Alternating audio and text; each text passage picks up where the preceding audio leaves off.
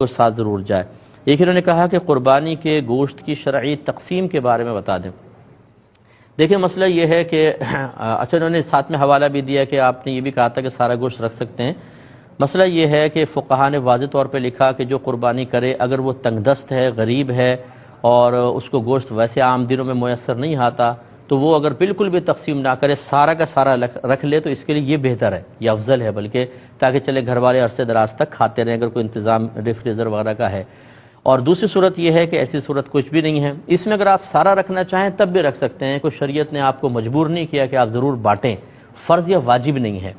لیکن افضل بھی یہ صورت نہیں ہے۔ اگر اللہ نے آپ کو دیا ہے اور آپ مطلب بانٹ کر بھی جتنا آپ کا حصہ اس کو کھا سکتے ہیں اور بعد میں بھی خرید سکتے ہیں تو پھر تو اللہ کے راستے میں دیں، ٹھیک ہے نا، لیکن پھر بھی فرض کر لیں، حکم شرع کے اعتبار سے عرض کر رہا ہوں، اگر کوئی سارا گوشت رکھ لیتا ہے تو وہ گناہگار نہیں کہلائے گا۔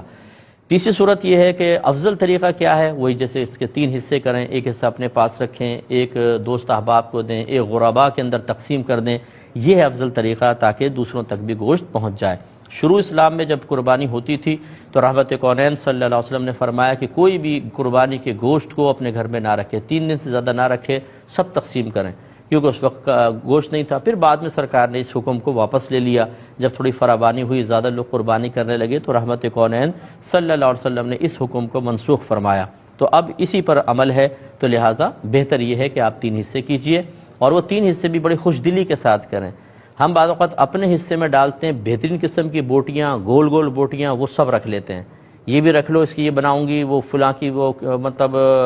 بریانی بنانی ہے اور فلاں گوشت کے وہ نہاری بنانی ہے اور اس کے فلاں چیز بنانی ہے، اپنے اچھا گوشت رکھ لیا۔ دوست احباب کو پھر ان کے دینے کے اعتبار سے کسی نے ران بھیجیے تو ران، کسی کا اچھا گوشت آیا تو اچھا گوشت، جس نے کچھ نہیں بھیجا اس کو چھوڑ دو، تو یہ لین دین کا معاملہ۔ اور غریبوں کو سب سے زیادہ پسلیوں کا گوشت اور ایسا وہ غریبوں کو دے دو، یہ چیز نہیں۔ آپ جو دے رہے ہیں نا، سمجھ لیں وہ اللہ تبارک و تعالیٰ کے دست قدرت میں جائے گا۔ سب سے پہلے جب آدمی صدقہ کرتا ہے تو اللہ کے دست قدرت میں جاتا ہے اور پھر کسی غریب تک پہنچتا ہے۔ اب جو اللہ کو آپ تحفہ دے رہے ہیں، فرض کر لیں کہ وہ اس کے ذریعے غریب تک پہنچا رہے ہیں، وہ تحفہ ایک انتہائی ناقص ہو، یہ مطلب خود سوچ لیجیے، اگر کوئی آپ کے گھر میں اس طرح کا گوشت بھیج دے کہ اٹھائے تو یہ پسلیاں ساری لٹکی بھی نظر آئیں تو آپ بھی اس کو برا فیل کریں گے کہ یار یہ کیا کیسے گوشت بھیجا، پسلیاں بھیج دیا ہمیں، اور آپ غصے کا اظہار کریں گے۔ تو اللہ کے لیے ہم پسند کریں مناسب نہیں۔ ہاں یہ ہو سکتا ہے تھوڑا بہت گوشت اچھا رکھ لیں، باقی سب کو مکس کریں، پھر اس کے 3 حصے کریں، اور تاکہ برابر گوشت پہنچے اور خوش دلی کے ساتھ اللہ کی راہ میں دیں۔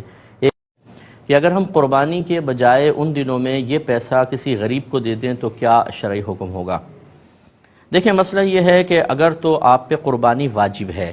یعنی آپ قربانی کے جو 3 دن آتے ہیں ان میں آپ مسلمان ہیں، مقیم ہیں، مسافر نہیں ہیں اور بالغ ہیں اور مالک نصاب ہیں، یعنی کم از کم آپ کے پاس اتنا مالیت کا سامان ہے جو 52.5 تولہ چاندی تک پہنچ جائے، بس چاہے 1 تولہ سونا ہی کیوں نہ ہو، 52.5 تولہ چاندی تک پہنچ جائے گا، آپ پہ قربانی واجب ہو جائے گی۔ اس کے میں احکام بعد میں بیان بھی کروں گا تفصیل سے۔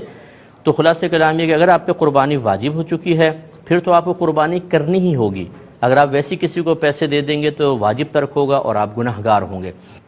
لہذا کوئی گنجائش نہیں ہے۔ اور اگر آپ پہ قربانی واجب نہیں ہے، ویسے ہی مطلب آپ غیر مالک نصاب ہیں لیکن جیسے ہم حصہ ڈال لیتے ہیں اور یہ دیگر، اس میں بھی یہ علماء نے لکھا ہے کہ قربانی کے ایام میں اللہ تبارک و تعالیٰ کو سب سے زیادہ محبوب یہ ہے کہ جانور کا خون بہایا جائے، یعنی اللہ کے لیے قربانی کی جائے، تو آپ نفل قربانی میں حصہ لے سکتے ہیں۔ اب رہا غریب کی مدد، تو غریب کی مدد خالی پیسے سے نہیں، گوشت سے بھی ہو سکتی ہے۔ آپ قربانی میں حصہ ڈالیں، ایک پسندیدہ عمل بھی آپ نے کر لیا، اور وہ گوشت لے کر آپ خود نہ استعمال کریں، غریبوں میں تقسیم کر دیں اور خاص طور پہ وہ غریب کہ جن کو سال کے اکثر حصے میں گوشت کھانا میسر نہیں ہوتا، ان کو عزت احترام کے ساتھ دیں تو انشاءاللہ ہو جائے گا۔ لیکن یہ جس پہ خاص طور پہ واجب ہے وہ تو سوچے بھی نہیں کہ یہ پیسہ میں کسی کو دے دوں، یہ زیادہ اچھا ہے، اور جس پہ نفلی قربانی وہ چاہتا ہے کہ میں نفل کر لوں، اس کے لیے بھی ہمارا مشورہ یہی ہوگا جو آپ کی خدمت میں ذکر کیا ہے۔ BC بھری ہوئی ہے اور ابھی آپ کی نکلی نہیں تو سمجھ لیں وہ آپ کا قرضہ آپ نے دیا ہوا ہے، اس کی مالیت کا بھی حساب ہوگا۔ اسی طرح کسی کو قرض دیا ہوا ہے آپ نے، اس کی مالیت کا بھی حساب ہے۔ تو خلاصہ کلام یہ ہے کہ قربانی کے دن جب قریب آ جائیں تو آپ یوں کریں، جتنا آپ کا سونا ہے اس کی قیمت نکلوا لیں، چاندی کی قیمت نکلوائیں، جتنا کیش روپیہ پڑا ہے وہ بھی، پرائز بانڈ ہوں، شیئرز ہوں، سیونگ سرٹیفکیٹس آپ نے لے کے رکھے ہیں، ان سب کی قیمت اس میں ایڈ کر لیں۔ اس کے علاوہ آپ نے اگر BC دی ہے اور ابھی نکلی نہیں، وہ آپ کا قرض ہے سمجھ لیں، اسے بھی ایڈ کریں۔ کسی کو ویسی قرض دیا ہوا ہے وہ بھی اس میں ایڈ کر لیں اور اس کا ٹوٹل نکال لیں۔ ٹوٹل نکالنے کے بعد پھر آپ یہ ضرور دیکھیے گا کہ کیا اس میں سے کچھ ایسا پیسہ ہے جو مجھے فوری طور پہ گھر میں خرچ کرنا ہو، یا پورے مہینے میں جیسے بجٹ کا ہوتا ہے، آپ یوٹیلیٹی بلز کے لیے اور راشن وغیرہ کے لیے رکھتے ہیں، اسے اس میں سے مائنس کر دیں۔ اس کے علاوہ ہر وہ قرضہ جو اس منتھ میں آپ کو فوری طور پہ ادا کرنا ہے، جسے کوئی انسٹالمنٹ دینی ہے آپ نے، یا کسی کا قرضہ لیا ہوا ہے اور وہ کبھی بھی مطالبہ کر سکتا ہے، ایسا کوئی قرضہ جس کی کوئی میعاد وغیرہ مقرر نہ ہو، اس سب کو بھی اس میں سے مائنس کر دیں۔ اب جو باقی بچے دیکھیں، اگر وہ 52.5 تولہ چاندی کے برابر پہنچ جاتا ہے تو بس پھر ٹھیک ہے، آپ پہ قربانی واجب ہے،